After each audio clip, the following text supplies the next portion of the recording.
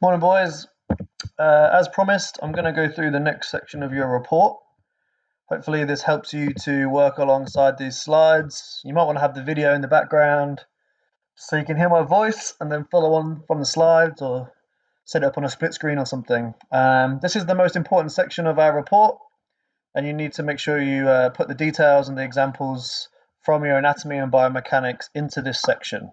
Okay, so this is what we've got to include. I'm going to try and keep the video short. It might be about 5 to 10 minutes long, so you're going to need to stop the video and probably do the tasks as you go. Or you can watch the whole thing and then come back and listen to it again. Okay, so we've talked about these three things already. Basically, there's three phases of learning. Cognitive, meaning you're not very good and you need lots of feedback. Associative means you make a lot of mistakes, but you can execute the skill in games and give yourself feedback. And autonomous, which means you're amazing. We are throwing with our non-dominant hand, so it should be pretty obvious which one of these you are.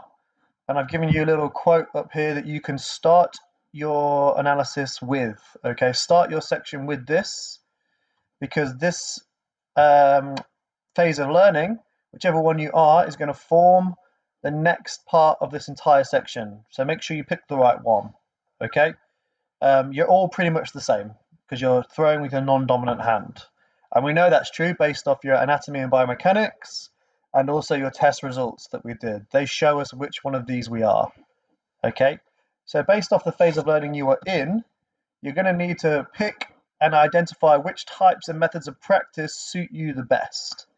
This video here is only 6 minutes long, so I want you to watch it. Make sure you identify which types of practice are available and which methods of practice are available. And then I want you to pick which ones are most suited to you and why. And you can give an example from your biomechanics or your anatomy or your test results, or also just what you've done in practice already. Okay, be sure to get the right one, because if you pick the wrong method, that means you're practicing the wrong way for your skill level. So make sure you know which one suits cognitive learners or which one suits associative learners, etc. Okay, so they line up with which level of skill you are at. You do need to make sure you also talk about feedback. Very briefly, if you're a cognitive level learner, so someone who's a beginner with the skill, then you're going to need a lot of more extrinsic feedback, which is the bottom one there, from coaches, from teachers, from your mates.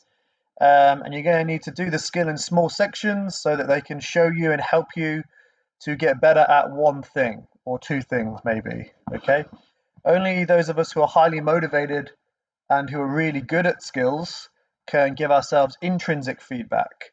For example, if you play basketball and you've played for a long time and you shoot an air ball, you can feel that that's an air ball. Yeah, and you can kind of think, oh, I need to do this to change that. So you don't need necessarily a coach to tell you that. You can feel it and you can make those changes yourself. But you've got to be highly motivated to do that. So if you're at the beginner level, lots of us need more extrinsic feedback, and you want to identify that. And that's what I've talked about here. Back to the phases of learning. At the beginning, you're going to need more help. As you get quite good at it, and you can do it in games, the skill, and you're obviously motivated to succeed on your own, you can rely a little bit more on yourself and your intrinsic feedback. Only the autonomous amongst us who are like ready to be drafted to the NFL can solely focus on themselves, but they still have coaches and players helping them as well. The key thing here is what's squeezed in at the bottom down here. I'll wait for that to go. And that is, you need to discuss in detail what feedback you have received, whether it's intrinsic or extrinsic, and how it helped you to progress or not. Did you need more extrinsic feedback, or did you get too much of it? Were you relying on the correct forms of feedback for your skill level? And give me some real examples using your anatomy, using your biomechanical knowledge as examples. Okay. If anyone's trying to get a merit or above, you must interrelate these principles. So the three principles being anatomy, biomechanics, and now motor skill. Now within those, there's lots of different things to talk about, okay? But basically you need to understand that as we move on to motor skill, that should relate back to what you have seen in anatomy and biomechanics. So drop your knowledge in there while you're talking about it. Name the muscles, talk about force summation, go back, just briefly use your photos as evidence and talk about that while you're writing, okay?